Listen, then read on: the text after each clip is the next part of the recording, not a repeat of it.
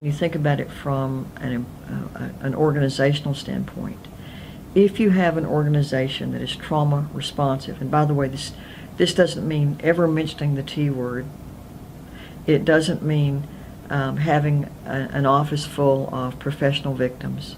It doesn't mean doing therapy with people.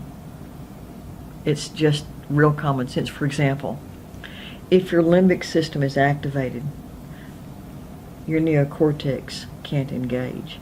This is the executive control. So this is what's basically missing in kids when they're like 16 to 25.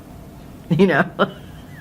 So imagine what would happen if you actually took that into consideration and made your workplace a place where people focused on calming and self-soothing activities so that they could then have access to more of their neocortex and more of the other functions of the brain that are simply impeded when the limbic system kicks in. That would be higher productivity, greater creativity, stronger teamwork. It would probably translate into higher morale, fewer sick days used, lower HR and healthcare benefits, fewer complaints in HR. What would happen if the workplace were inherently respectful and civil? Imagine what would happen to people's morale then, because folks would automatically feel a stronger connection to what they're doing in a different way.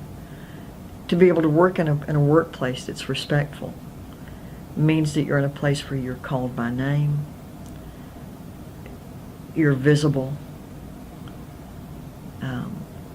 you have meaning, you have value, and those simple presences, as it were, are antithetical to the negative impact of overwhelming events in people for whom certain things are going on. I mean, here's the big thing about overwhelming events or trauma.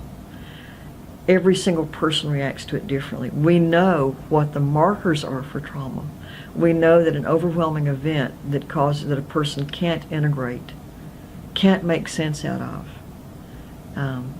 can't understand, that those are like the hallmarks. Any event about which a person expresses those sentiments or demonstrates those characteristics is an event that is being encoded as a traumatic experience.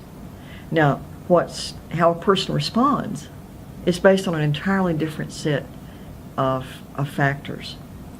If you took that into consideration and the categories of those factors and applied them in workplace design and in job design, you'd have a whole different workplace. And in terms